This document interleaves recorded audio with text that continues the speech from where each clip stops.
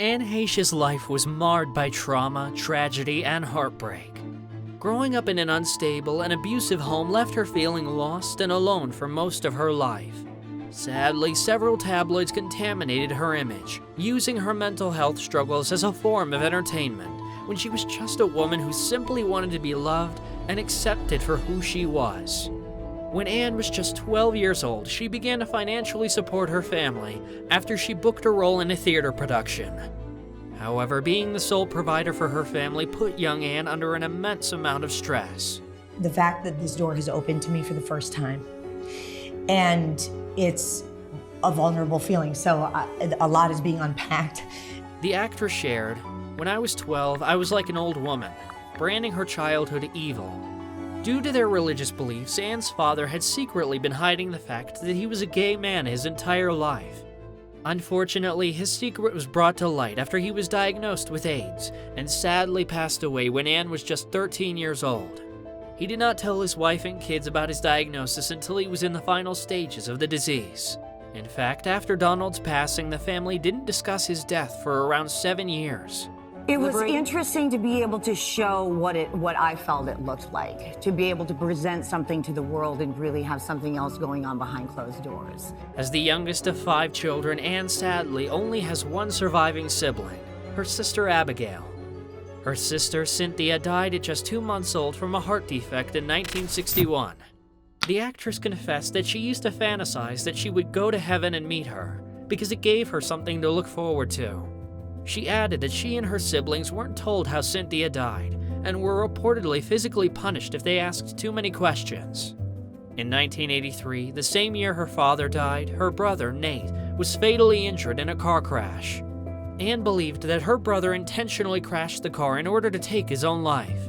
As with her earlier escape into a fantasy world as a coping mechanism, Heche channeled her grief into acting when she embarked on a Hollywood career. I do believe that it was the universe, that something extraordinary needed to happen to get me out of what would certainly be my death if I continued to live with my mother.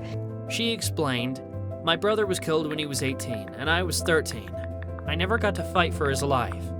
In 2006, her sister Susan Bergman died of brain cancer at the age of 48. Heche described her sister as an artistic soul who was punished for her creativity. "My father found some of her poetry, and it must have been so entirely scandalous that it was burned, and she was told to never write poetry again." As the tragedies and trauma in her life built up, Anne's mental health took a turn for the worst. Although her diagnosis hasn't been specified, it was believed that she has a personality disorder. Around 1994, when she was 25, Anne started dating fellow actor Steve Martin, who was 2 decades her senior. The pair were together for about 3 years, and the breakup was painful for Heche, who was still coming to terms with her childhood trauma. She shared, "I wanted the love of an older man. I wanted comfort." As her career gained traction in Hollywood, Anne went public as a bisexual woman when she began dating Ellen DeGeneres in 1997. We went through an incredible time, and we were truly a part of a revolution that helped move the needle, and I couldn't be more grateful for that. They were one of the first same-sex Hollywood couples to go public, and their romance was met with controversy. Sadly, Heche was subjected to homophobia by her mother, who denounced her daughter's relationship with DeGeneres. So knowing all of that, would you do that again? Absolutely, 100%. Listen, I live in love, I live in truth, and I stood up for it 10 years ago, 20 years ago, and I stand up for this very same thing today. Around that time, there weren't many openly LGBTQ+ celebrities. So when Ellen and Anne walked the red carpet as a couple, they were paving the way for so many others in their community. Unfortunately, at the time, Hollywood did not appreciate the status of Anne's sexuality, and she was severely scrutinized by the media for her relationship. The actress shared, "The difference between what would happen today and what happened then is that I would not have been ushered out of my own premiere and fired from a multi-million-dollar picture deal with Fox for taking a girl as my date. Some media outlets even accused Anne of dating DeGeneres as a publicity stunt." Hitting back against the claims, Heche explained that she fell deeply in love with DeGeneres, and she found refuge from her traumatic past in their relationship. You'd have to ask her that question. I think mainly we're there for each other for anything. We're each other's foundation and support. So I hope that I've been there for her as much as she's been for me. She was able to participate in a loving, truthful celebration of the way she thought the world should be. The media was so obsessed with her being in a relationship with a woman, while on the other hand, Anne was finally able to find someone who was the complete opposite of the toxic people that she had grown up with. She explained, "It was not, oh dear, a woman. It's, oh my God, there's a human being who is telling the truth." Unfortunately, Anne and Ellen weren't able to make their relationship work and broke up after around 3 years together.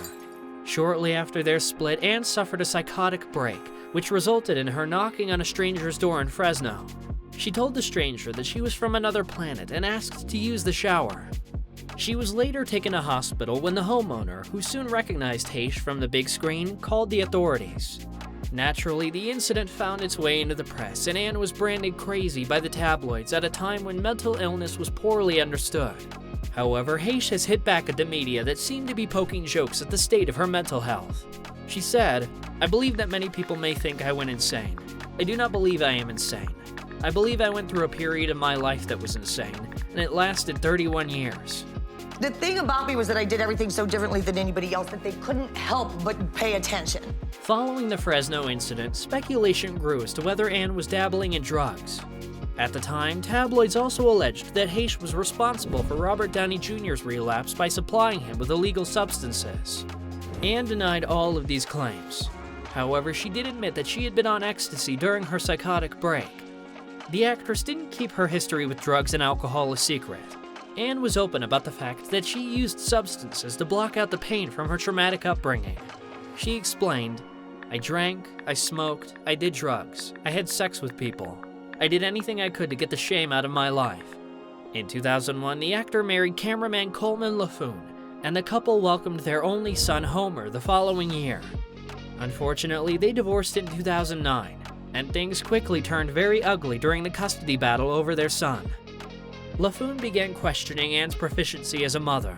He revealed, "I have serious concerns about whether she is psychologically capable of caring for Homer for an extended period of time." LaFoon filed for sole custody of their son and branded Heche as a bad mother, claiming that she left the couple's son with nannies, made him meals that he disliked, and misplaced his beloved stuffed animal, causing the boy distress. Although she very nearly did lose custody, she was instead given joint custody with her ex. I decided I'm going to be the best mom. I know. You are. Oh, I love Anne was also ordered to pay LaFoon $5,100 plus $3,700 per month in child support. The actress accused Coleman of deliberately seeking primary custody as a means of avoiding having to work. She shared, "I pay an extraordinary amount of money to him, and it's unfortunate because it is what I believe keeps him from getting a job." Shortly after the divorce, Anne began dating her Men in Trees co-star James Tupper. The pair had actually met while she was still married to Coleman, but things didn't take a romantic turn until after their divorce. The couple welcomed the son Atlas in 2009, the very same year her divorce was finalized. Anne and James were together for over a decade, and during that time they seemed blissfully happy. James even proposed, although they never ended up tying the knot. Heche described herself as eternally engaged to Tupper, and said that she was in no rush to make things official.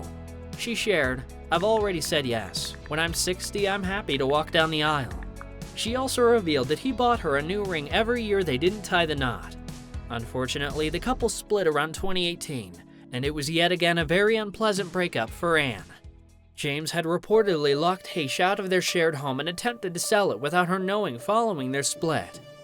Anne had to endure another custody battle over their son, Atlas, and Tupper even accused the actress of drug use. Meanwhile, Heche accused Tupper of being involved in shady deals and stealing almost $500,000 from her too.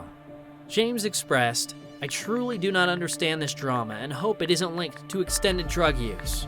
Sadly, it seems substance abuse may be behind her catastrophic August 2022 car crash. Anne was involved in 2 car accidents. First, she was spotted driving erratically before crashing into a garage. After speeding from the scene, she crashed into a person's home, causing a huge fire. Anne was left trapped in her car for over an hour as firefighters battled the blaze. She was eventually pulled out of the wreck and taken to the hospital. A police officer shared that following blood tests that were done, it appeared that there was a presence of narcotics in her system. 4 days later, Heche's rep confirmed that, contrary to initial claims that the actor was stable and likely to make it, she was in a coma and hadn't regained consciousness since the day of the accident. Heche's rep said in a statement, "Unfortunately, due to her accident, Anne Heche suffered a severe anoxic brain injury and remains in a coma, in critical condition. She is not expected to survive." As a result of her severe injuries, Anne tragically passed away on the 11th of August 2022. It was a terribly tragic end to her life that was already marred by trauma, loss, heartbreak, and abuse. Her 20-year-old son, Homer, paid tribute to his mother in an emotional statement. "My brother Atlas and I lost our mom. After 6 days of almost unbelievable emotional swings, I am left with a deep, wordless sadness. Hopefully my mom is free from pain and beginning to explore what I like to imagine as her eternal freedom." The loss of Anne is incredibly heartbreaking, especially since she suffered so much during her life. It seems as though the trauma of her childhood was something she carried with her every day, along with the rejection of her own mother, who never accepted and loved her for who she was. Without a healthy and loving support system, we can only imagine how difficult it must have been for Anne to go through life after facing endless trauma. We express our most sincere condolences to Anne's loved ones, and we only hope that they are able to find a way to heal after such an unimaginable loss. Always remember to be kind to those around you and show compassion and kindness to those who need it. If you or someone you know needs help with mental health, please contact the crisis text line by texting HOME to 741-741. Call the National Alliance on Mental Illness Helpline at 1-800-950-6264 or visit the National Institute of Mental Health website. Be well and be kind.